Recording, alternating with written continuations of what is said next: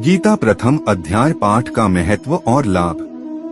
गीता में भगवान श्री कृष्ण ने रणभूमि में अर्जुन को जो ज्ञान दिया था वह गीता में बताया गया है।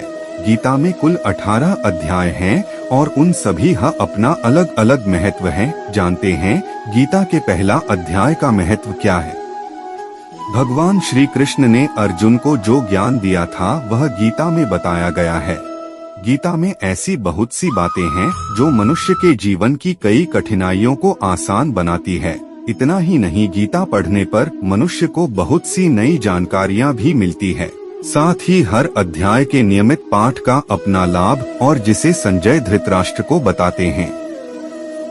महाभारत युद्ध के समय रणभूमि में भगवान श्री कृष्ण ने अर्जुन को जो ज्ञान दिया था वह गीता में बताया गया है। गीता में ऐसी बहुत सी बातें हैं जो मनुष्य को जीवन की कई कठिनाइयों को आसान बनाती है। इतना ही नहीं, गीता पढ़ने पर मनुष्य को बहुत सी नई जानकारियाँ भी मिलती है। साथ ही हर अध्याय के नियमित पाठ का अपना लाभ और महत्व है। भगवान शिव ने देवी पार्वती को गीता के पहले अध्याय के पाठ का महत्व जो बताया है वही यहाँ आपके लिए प्रस्तुत है।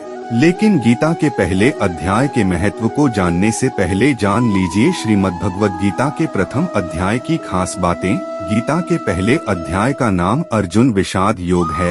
इस अध्याय में कुरुक्षेत्र के मैदान में उपस्थित बंधुओं और संबंधियों को सामने देखकर अर्जुन के मन में उठे विषाद और मन स्थिति का वर्णन किया गया है। गीता के प्रथम अध्याय के पाठ का लाभ और महत्व। गीता प्रथम अध्याय का महत्व। एक समय पार्वती जी ने पूछा है, महादेव जी, किस ज्ञान के बल पर संसार के सब लोग आपको शिव कहकर पूजते हैं। मृगछाला ओढ़े और अपने सभी अंगों में शमशान की विभूति लगाएं, गले में सर्प और नर मुंडों की माला पहने हुए हो, इनमें तो कोई भी पवित्र नहीं, फिर आप किस ज्ञान से पवित्र माने जाते हैं। तब महादेव ने उत्तर दिया कि हे प्रिय, सुनो, मैं गीता ज्ञान को अपने हृदय में धारण करने से पवित्र माना जाता हूँ। इस ज्ञान से मुझे बाहर के कर्म नहीं व्यापते। तब पार्वती जी ने कहा कि हे भगवान, जिस गीता ज्ञान की आप ऐसी स्तुति करते हैं उसके श्रवण करने से कोई कृतार्थ भी हुआ है। महादेव ने उत्तर देते हुए कहा कि इस ज्ञान को सुनकर बहुत से जीव कृतार्थ हुए हैं और आगे भी होंगे। मैं तुम्हें एक पुरातन कथा कहता हूँ, तुम सुनो। एक समय पाताल लोक में शेषनाग की शैया पर श्री नारायण जी नैन मूंद कर आनंद में मग्न थे। उस वक्त भगवान के चरण दबाते हुए लक्ष्मी जी ने पूछा, हे प्रभु, निद्रा और आलस्य तो उन पुरुषों को व्यापता है जो जीव तामसी होते हैं, फिर आप तो तीनों गुणों से अतीत हो, आप तो वासुदेव हो, आप जो नेत्र मूंद रहे हो, इससे मुझके बड़ा आश्चर्य है। नारायण जी ने उत्तर देते हुए कहा, हे लक्ष्मी, मुझको निद्रा आलस्य नहीं व्यापता। एक शब्द रूप जो भगवद गीता है उसमें जो ज्ञान है उसके आकार रूप है। यह गीता शब्द रूप अवतार है। इस गीता में यह अंग है। 5 अध्याय मेरे मुख है, 10 अध्याय मेरी भुजा है, 16वां अध्याय मेरा हृदय और मन और मेरा उदर है, 17वां अध्याय मेरी जंघा है, 18वां अध्याय मेरे चरण हैं। गीता श्लोक ही मेरी नाड़ियां हैं और जो गीता के अक्षर है वो मेरा रोम है। ऐसा मेरा शब्द रूपी जो गीता ज्ञान है उसी के अर्थ मैं हृदय में विचार करता हूँ और बहुत आनंद प्राप्त होते हूँ। लक्ष्मी जी बोली, हे श्री नारायण जी, जब श्री गीता जी का इतना ज्ञान है तो उसको सुनकर कोई जीव कृतार्थ भी हुआ है, सो मुझसे कहो। तब श्री नारायण ने कहा, हे लक्ष्मी, गीता ज्ञान को सुनकर बहुत से जीव कृतार्थ हुए हैं, सो तुम श्रवण करो। एक व्यक्ति था जो चांडालों के कर्म करता था और तेल नमक का व्यापार करता था। उसने एक बकरी पाली। एक दिन वह बकरी चराने के लिए वन में गया और वृक्ष से पत्ते तोड़ने लगा। वहाँ उसे एक सांप से डंस लिया जिससे वह तुरंत मर गया। मरने के बाद उसने बहुत से नरक भोगे और फिर उसका जन्म बैल के रूप में हुआ। उस बैल को एक भिक्षुक ने मोल लिया। वह भिक्षुक उस पर चढ़कर सारे दिन मांगता फिरे। जो कुछ भिक्षा मांगकर लाता वह उसे अपने परिवार के साथ मिलकर खाता और वो बैल सारी रात द्वार पर खड़ा रहता। उसके खाने पीने का भी कोई ख्याल नहीं करता था और सुबह होते ही बैल पर चढ़कर फिर मांगने निकल जाता। जब बहुत दिन हो गए तो वह बैल भूख से गिर गया, लेकिन उसके प्राण नहीं निकले। नगर के लोगों ने देखा और उस बैल को कोई तीर्थ का फल दे तो कोई व्रत का फल दे, तब भी उस बैल के प्राण नहीं छूटे। एक दिन गणिका आई, उसने लोगों से पूछा यह कैसी भीड़ है, तो उन्होंने कहा कि इसके प्राण नहीं निकलते, अनेक पुण्यों का फल दे रहे हैं तो भी इसकी मुक्ति नहीं होती। तब गणिका ने कहा कि मैंने जो कर्म किया है उसका फल मैंने इस बैल को दिया है। इतना कहते ही बैल की मुक्ति हो गई। तब बैल ने एक ब्राह्मण के घर जन्म लिया। पिता ने उसका नाम सुशर्मा रखा।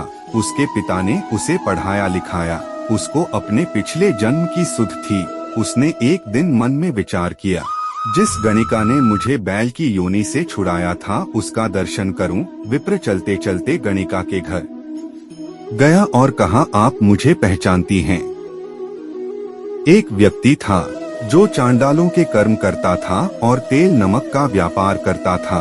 उसने एक बकरी पाली। एक दिन वह बकरी चराने के लिए वन में गया और वृक्ष से पत्ते तोड़ने लगा। वहाँ उसे एक सांप से डंस लिया, जिससे वह तुरंत मर गया। मरने के बाद उसने बहुत से नरक भोगे और फिर उसका जन्म बैल के रूप में हुआ। उस बैल को एक भिक्षुक ने मोल लिया। वह भिक्षुक उस पर चढ़कर सारे दिन मांगता फिरे।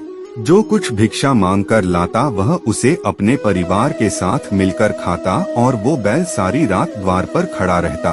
उसके खाने पीने का भी कोई ख्याल नहीं करता था और सुबह होते ही बैल पर चढ़कर फिर मांगने निकल जाता। जब बहुत दिन हो गए तो वह बैल भूख से गिर गया, लेकिन उसके प्राण नहीं निकले। नगर के लोगों ने देखा और उस बैल को कोई तीर्थ का फल दे तो कोई व्रत का फल दे, तब भी उस बैल के प्राण नहीं छूटे। एक दिन गणिका आई। उसने लोगों से पूछा यह कैसी भीड़ है, तो उन्होंने कहा कि इसके प्राण नहीं निकलते, अनेक पुण्यों का फल दे रहे हैं तो भी इसकी मुक्ति नहीं होती। तब गणिका ने कहा कि मैंने जो कर्म किया है उसका फल मैंने इस बैल को दिया है।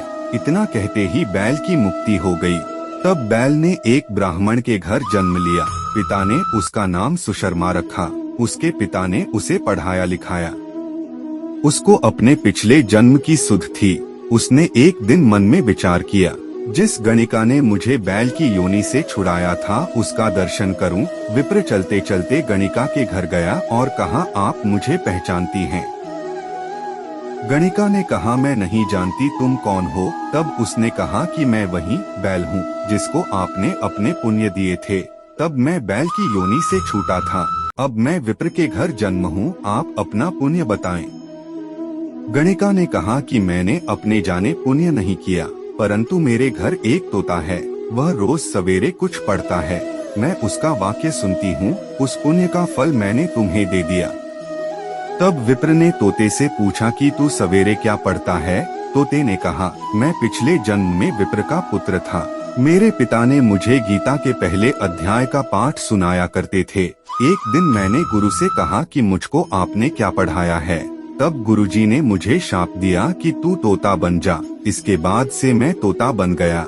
एक दिन बहेलिया मुझे पकड़ ले आया और एक विप्र ने मुझे मोल ले लिया। वह विप्र भी अपने पुत्र को गीता का पाठ सिखाता था। तब मैंने भी यह पाठ सीख लिया।